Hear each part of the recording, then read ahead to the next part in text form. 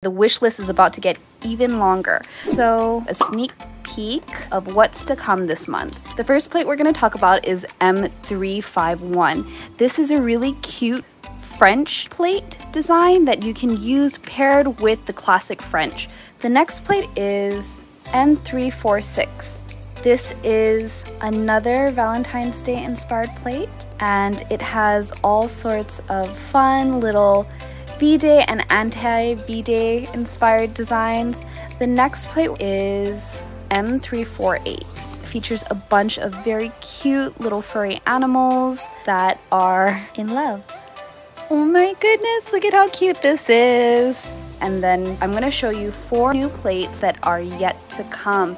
Man, there's so many cool things that everyone's coming up with. I can't wait to see the manicures you're gonna create with this. So lots of fun things to look forward to in the month of January.